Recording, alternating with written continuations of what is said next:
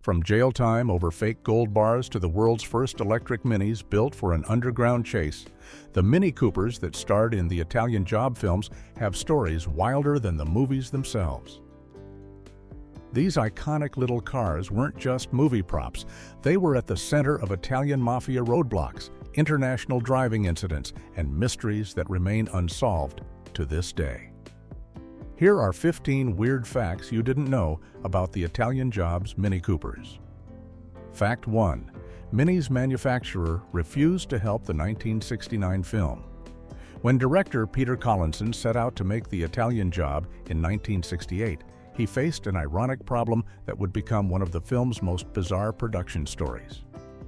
The British Motor Corporation, which owned and manufactured the Mini, absolutely refused to donate any cars for what would become one of the most famous British films ever made.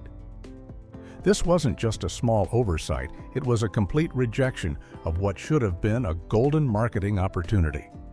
BMC eventually agreed to sell the production team just 6 Mini Coopers at trade price, but anything beyond that would have to be purchased at full retail cost, forcing the filmmakers to scramble and buy an additional 30-odd cars on the second-hand market through BMC's agent in Switzerland. Meanwhile, across the border in Italy, Fiat's boss, Gianni Agnelli, saw the potential immediately and enthusiastically offered to donate every single car the production needed. Agnelli didn't just offer a few vehicles, he went so far as to propose replacing the Minis entirely with Fiat 500s if that would help the film get made. But Collinson stood firm, insisting that this was a very British movie and it needed to feature British cars, even if the British manufacturer couldn't care less about supporting it. The irony was staggering. Fiat ended up donating scores of cars anyway, including 3 Ferrari dynos for the Mafia to drive, and even allowed the crew to film on Fiat's private factory grounds, including the legendary rooftop test track at Lingotto. Producer Michael Dealey later complained that the Italian Job was a project tailor-made to turn the Mini into a movie star, yet BMC astonishingly showed zero interest in capitalizing on what would become one of the greatest car commercials ever accidentally created. Fact 2. The Italian Mafia shut down. Turin for filming. The Italian Job needed massive traffic jams in the streets of Turin to make the heist believable. But when the production team approached the city, authorities asking to close down major roads for filming, they were flatly refused. The officials had no interest in disrupting their city's traffic flow for a British film crew, which left director Peter Collinson and his team facing a seemingly impossible problem. That's when something truly unexpected happened. The Italian Mafia stepped in and decided to help the filmmakers by shutting down whole sections of Turin themselves, creating the exact chaos the movie required without any official permission whatsoever. What you see in the film's famous traffic jam sequences is not a Hollywood recreation with hired extras pretending to be frustrated. It's actual real gridlock with genuine Italian drivers who had absolutely no idea they were being filmed for a movie. The production crew strategically positioned themselves throughout the city, with at least one camera crew setting up on top of one of Turin's tallest buildings to capture wide shots of the authentic congestion below. The drivers honking their horns, gesturing angrily, and reacting to the inexplicable standstill were all completely unaware that their real frustration was being captured for a film. Nobody from the production has ever fully explained how or why the Mafia chose to assist with the filming, but their involvement solved a critical production problem that the legitimate authorities had refused to help with. The irony of organized crime facilitating a movie about British criminals stealing gold in Italy, while the actual Italian officials wanted nothing to do with it, adds another strange layer to an already bizarre production story. Fact 3. A stunt driver went to jail over fake gold. When filming wrapped on the Italian Job, the 3 stunt drivers who piloted the red, white, and blue Minis decided to drive their cars all the way back to the United Kingdom from Turin, racing along like 20-year-old boys having the time of their lives. Barry Cox, who drove the white Mini during filming, made it back to London on a Saturday afternoon with the car safely parked at his home, not needing to return it to the studio until Monday morning. But then everything went spectacularly wrong in a way that sounds like something straight out of the movie itself. Cox got pulled over for speeding somewhere in England, which should have been a simple traffic ticket and nothing more. However, when the police opened the boot of his Mini to inspect it, they discovered it was filled with fake gold bars, the same props that had been used during filming. The officers then checked his registration number and discovered it was completely fake, one of the phony plates the production team had created for the movie. They looked at his tax disc next, and that turned out to be fake as well. With no insurance, no legitimate registration, and a boot full of what appeared to be stolen gold, Cox was immediately arrested and carted off to jail. The problem was that at this point in time, the Italian Job hadn't been released yet, so there was no movie for Cox to point to as proof of his bizarre but legitimate explanation. Fellow stunt driver David Salamone later recalled getting a frantic phone call from Cox saying he was in serious trouble and locked up, with authorities unable to understand why this young man was driving around in a movie prop car loaded with fake gold bars. Fact 4. Michael Caine couldn't drive and had no license. Michael Caine starred as Charlie Croker in what would become one of the most famous car chase movies in cinema history. But there was one major problem that nobody watching the film would ever guess.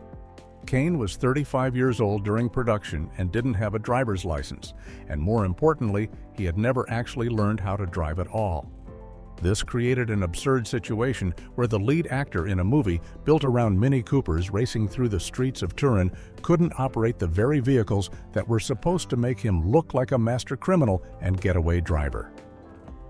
Caine himself later revealed this secret at an event celebrating the 50th anniversary of the film, explaining that he managed to get away with it because the production had closed off such large areas for the Minis to move around that he didn't technically need a license since they were shut to ordinary traffic.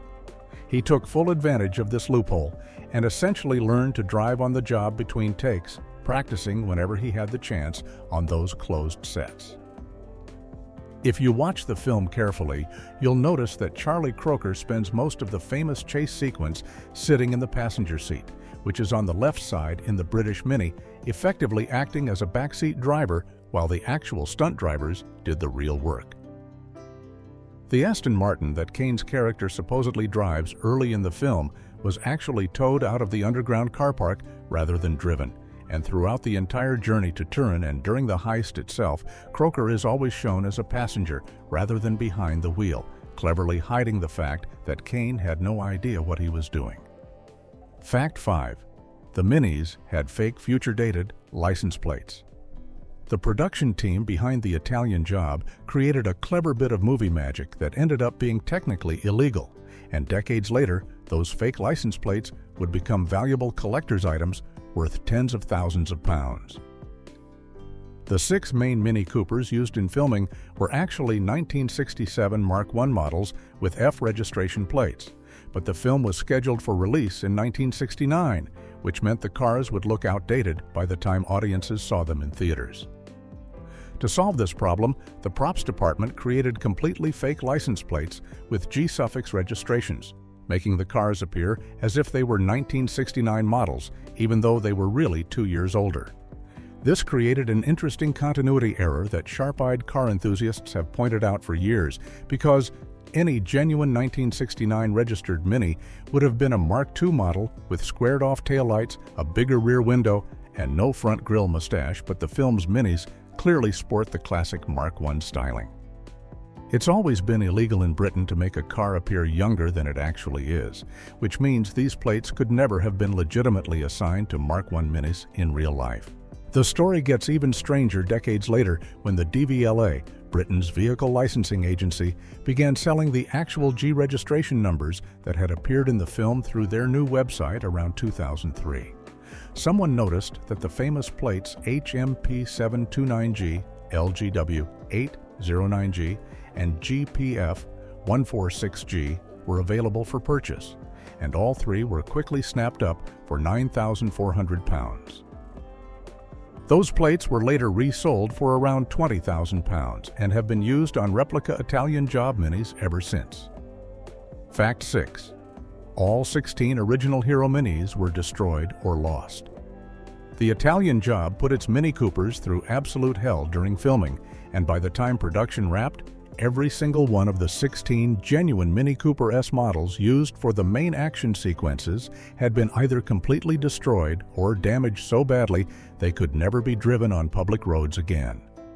The stunts were so demanding that mechanics worked around the clock like it was the 24 hours of Le Mans, constantly repairing and bodging the cars back together just to keep them running for the next take. Stunt driver David Salamone later recalled that at least 3 of the hero cars had visible kinks in their roofs where the chassis had actually bent from the punishment, and the 3 Minis used for the famous rooftop jump suffered serious suspension damage that made their bodies buckle and warp. BMC had politely requested that any surviving cars be returned to them after filming concluded, and according to production records, at least 3 of the 6 main Minis were still in reasonably good condition despite everything they'd been through. These cars were supposedly driven back to BMC's facilities, but here's where the mystery begins. There is absolutely no official record of them ever being returned, and nobody knows what happened to them after that point. The cars simply vanished without a trace, and despite decades of searching by collectors and enthusiasts, not a single one of the original 6 Hero Minis has ever been found or authenticated. Classic car experts have called the discovery of a genuine Italian job Mini the holy grail of movie car collecting, comparing it to finding King Tut's tomb or the Rosetta Stone, and the registration numbers NOC 72F through 76F and MON 795F remain legendary among Mini enthusiasts worldwide. Fact 7. The iconic rooftop jump wasn't in the original script.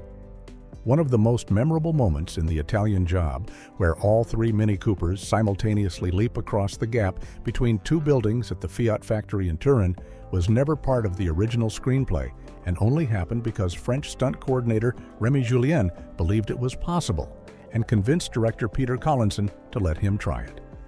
Julien, who was the French motocross champion of 1956 and ran his own legendary stunt driving company called L'Equipe, Remy Julien approached the director with this audacious idea and insisted that with his meticulous calculations, he could have all 3 cars jump the 78-foot gap between the Lingotto factory buildings while 70 feet above the ground, all at the same time. The challenges were enormous because the cars needed to reach exactly 110 kilometers per hour, which is about 68 miles per hour, just to clear the distance, and any miscalculation would send the Minis and their drivers plummeting to certain death on the concrete below. Julien later said it was his favorite stunt in the entire film, describing it as a dream opportunity to express all his fantasies and ideas. But the danger was so intense that it terrified everyone on set. One Italian cameraman became so overwhelmed by fear while watching the preparations that he literally ran off the set in tears and couldn't be found for 2 full hours afterward, and journalists were completely banned from being anywhere near the location in case disaster struck and someone was killed. After the stunt was successfully executed, director Collinson and his team climbed onto the roof carrying champagne to toast the achievement, while Italian crew members wished them farewell while touching their crucifixes for protection. Fact 8. The sewer chase was filmed in England, not Italy. The thrilling sequence where the 3 Mini Coopers race through underground tunnels to escape the Italian police looks like it was filmed in Turin's ancient sewer system, but the reality is that the entire chase was actually shot in Coventry, England, over 400 miles away from where the rest of the film took place. The production team paid the Coventry City Council £1,000. To use the Stoke-Aldermore sewer, which was brand new and had never been used before, meaning the stunt drivers were at least spared from driving through actual waste while performing their high-speed maneuvers through the tight concrete passages. Stunt coordinator Remy Julien had planned to perform a complete 360-degree spin inside the tunnel as one of the signature moves, calculating exactly how much speed and angle would be needed to pull it off without crashing into the walls.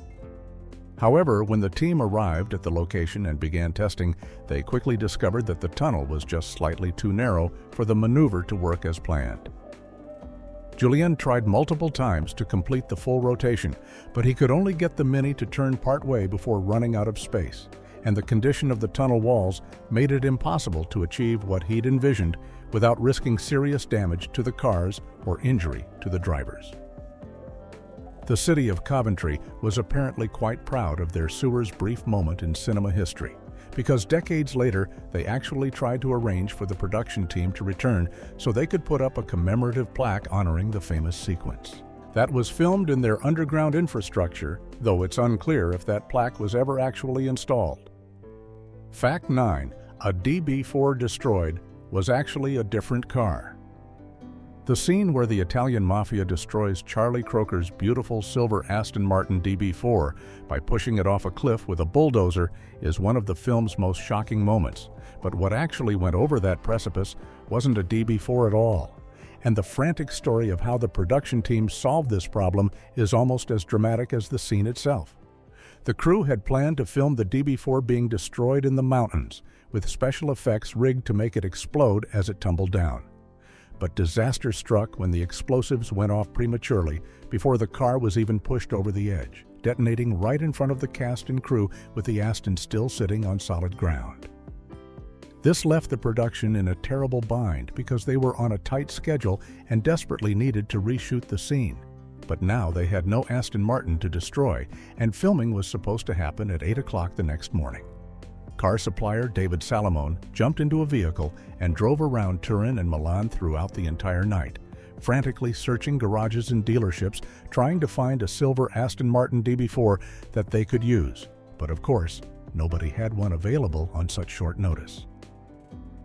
Eventually, just hours before the shoot was scheduled to begin, Salamone found a silver Lancia Flaminia 3C convertible with a black roof, and at that point there was simply no other choice available. So he bought the car on the spot and raced back to the mountains. The crew had only about 20 minutes to prepare before cameras rolled, so they quickly swapped the headlamps and sprayed additional silver paint over various parts to make it look somewhat similar to an Aston Martin, creating what Salamone later described as a quick bodge job that somehow fooled audiences for decades. Fact 10. Drivers raced minis back from Italy and caused international incidents. When production wrapped on the Italian job, the entire cast and crew needed to get all the vehicles back to England, but the production had never bothered to arrange for any transporters or car carriers to move the minis professionally. Instead, stunt driver David Salamone's mother drove one of the Jaguar E-types, his girlfriend drove one of the minis, and various friends and family members were roped into driving the other cars all the way from Turin back to the United Kingdom, covering hundreds of miles through multiple countries. The three main stunt drivers, David Salamone, Barry Cox, and Richard Esame, decided to drive 3 of the Hero Minis back themselves, and as Salamone later admitted, they drove all in a line, racing along like 20-year-old boys being stupid, treating the international highways like their own personal racetrack. Just before reaching the Swiss border, the trio encountered a driver in a big Citroën who was apparently annoying them in some way, and Salamone confessed that they might have edged him off the road a little bit during their high-speed antics. The problem was that this happened right before they had to go through Swiss customs, and while Salamone was sitting there going through the checkpoint with his passport, he looked up and saw the same Citroën approaching in his rearview mirror with all its lights flashing, clearly driven by a very angry Frenchman who had tracked them down to report what they'd done. Salamone realized immediately that they were about to be in serious trouble with international authorities, so he made a split-second decision and told the other drivers they had to get out of there right away. And the 3 minis sped off through the border and escaped before the furious driver could reach the customs officers. Fact 11. The 2003 remake used the world's first electric Mini. When director F. Gary Gray was planning the 2003 remake of The Italian Job, one of the most important sequences involved the 3 minis racing through the Los Angeles subway system after dropping through a hole blown in the street above. But this created an unexpected technical problem that had never been solved before.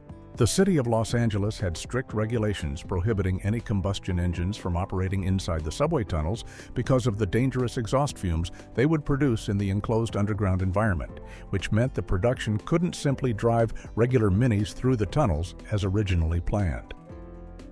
Gray assumed this would be a simple fix and told his transportation coordinator John Carpenter that they would just rent or buy electric minis for those specific scenes. But when Carpenter contacted BMW to arrange this, he received shocking news. Electric Minis didn't exist anywhere in the world at that time. The first production electric Mini, called the Mini Cooper SE, wouldn't be released to the public until over a decade later, so Carpenter had no choice but to engineer and build 3 completely electric Minis from scratch specifically for the film, creating the only electric Minis that existed on the entire planet in 2003. Carpenter and his team successfully put together 2 electric-powered Mini Coopers and 1 Mini Cooper S, which was the red Mini driven by Charlize Theron's character, Stella, and they performed perfectly during the underground chase scenes. Director Gray was incredibly grateful for Carpenter's achievement, and later said it was one of his favorite moments with the Minis because of their compact size, noting that you couldn't imagine any other car doing that particular stunt except the Minis in such a confined space. Fact 12. Mark Wahlberg vomited. During stunt training.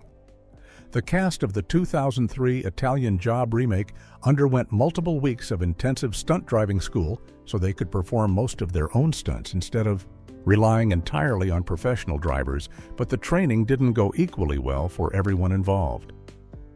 Mark Wahlberg, who played the lead role of Charlie Croker, had a particularly difficult time adjusting to the demands of high-performance driving in the modified Minis, which he later described as intensely powered go-karts that were incredibly fun to drive, but also extremely disorienting for someone not used to that level of speed and sudden movement. According to Wahlberg's own admission, after just the first 10 minutes of driving and practicing 360-degree spins during training, he had to pull the Mini over to the side and vomit inside the vehicle, completely overwhelmed by the nausea caused by the constant rotation and rapid changes in direction. While co-star Charlize Theron turned out to be a natural behind the wheel and quickly mastered the challenging maneuvers, becoming what the producers and other actors acknowledged as easily the best driver among the entire cast, Wahlberg continued to struggle with motion sickness throughout the production. His problems didn't end when he got out of the driver's seat either, because Wahlberg also kept getting violently sick whenever he rode as a passenger while Theron or other drivers performed their stunts. The situation became so problematic that the filmmakers were eventually forced to completely eliminate a planned scene where Wahlberg's character was supposed to be sitting in the passenger seat next to Theron during one of the action sequences, because he simply couldn't handle the sudden movements without becoming nauseous, and they couldn't keep stopping production every time he needed to recover. Fact 1332. Minis were used, but only 3 appeared on screen. When audiences watch the 2003 remake of The Italian Job, they see 3 iconic Minis performing incredible stunts throughout Los Angeles, 1 red, 1 white, and 1 blue, just like in the original film. What most viewers don't realize is that the production actually went through 32 different Mini vehicles during filming, destroying, or seriously damaging nearly all of them in the process of creating those action sequences. The stunts were so demanding and physically brutal on the cars that the production team had to maintain a large fleet of backup vehicles painted in the same 3 colors, ready to be swapped in whenever one of the on-screen Minis suffered damage that would be visible to cameras. The Minis tended to get injured constantly during filming because of the spectacular jumps, high-speed chases through tight spaces, withstanding numerous bullet hits, and surviving a series of scrapes and collisions that were all done practically, rather than with computer-generated imagery. Director F. Gary Gray wanted the film to be as realistic as possible, which meant the actors did most of their own stunts and the cars took real punishment, so the production kept a dedicated repair crew always on standby, whose only job was to fix damaged Minis as quickly as possible so filming could continue without long delays. This repair crew worked almost like a pit stop team at a racing event, constantly assessing damage and making emergency repairs between takes to keep the vehicles running and looking good enough to appear on camera. The fact that nearly 30 Minis had to sacrifice themselves just to create the illusion of 3 indestructible little cars successfully pulling off an impossible heist shows just how much work goes into making movie magic look effortless on screen. Fact 14. Charlize Theron got 2 speeding tickets. Because of the film, Charlize Theron's experienced training for the Italian Job had an unexpected consequence that followed her long after filming wrapped, when she received 2 separate speeding tickets while driving her own personal car on regular streets because the high-performance minis had completely recalibrated her sense of what normal speed actually felt like. After spending weeks training in heavily modified minis that could accelerate incredibly quickly and handle extreme maneuvers, Theron found that when she got back into her regular vehicle, normal highway speeds felt much slower than they actually were, causing her to unconsciously drive faster than the legal limit without realizing how fast she was actually going. What makes this situation even more interesting is that Theron had been given 6 weeks more stunt driving training than her male co-stars Mark Wahlberg and Jason Statham, which might suggest that the production team assumed she would need extra help to match their abilities behind the wheel. However, the reality turned out to be exactly the opposite, because according to the producers and all the other actors on set, Theron was easily the best driver among the entire cast, mastering difficult techniques like the reverse 180-degree turn and executing them perfectly every single time without any problems. Theron herself was extremely proud of her driving skills and particularly loved that first reverse 180 turn, saying it was the one she was most proud of because she nailed it every single time and didn't kill anybody, which was something she was very happy about, and everyone else on set was probably equally relieved to hear. The fact that she received more training than necessary and still outperformed everyone shows that the extra preparation time had nothing to do with her natural ability and everything to do with outdated assumptions. Fact 15. One Mini mysteriously appeared in a 1970 film, then vanished forever. For decades, classic car enthusiasts and film historians believed that all of the original Italian Job Mini Coopers had been destroyed or lost without a trace. But then someone made a remarkable discovery while watching old promotional footage from 1970. A white Mini Cooper S with the registration number NOC74F appeared clearly visible in a Dunlop tire. Promotional film called Vive le Sport, still complete with its distinctive leather bonnet straps and CB auxiliary lights from the Italian Job, proving definitively that at least one of the hero cars had survived filming and was still being driven around a full year after the movie wrapped. Stunt driver David Salamone later confirmed that he personally drove this exact white Mini after finishing work on the Italian Job, and he remembered the car being in reasonably good condition despite everything it had been through during the demanding stunts and chase sequences. The appearance of NOC74F in the Dunlop film gave hope to collectors that maybe some of the original cars could still be found. But this is where the trail goes completely cold, and the mystery deepens even further. British Motor Corporation had politely requested that all the surviving minis be returned to them after production concluded. And according to Salamone, BMC did eventually get the cars back, including this white Cooper that appeared in the Dunlop footage. But after that point, NOC74F simply vanished into thin air along with the other surviving hero cars, and nobody has seen it since 1970. There are no records of what BMC did with the returned vehicles, whether they were scrapped, sold off, hidden away in storage, or given to employees. And despite decades of intensive searching by dedicated collectors, not a single one has ever surfaced. One has ever surfaced.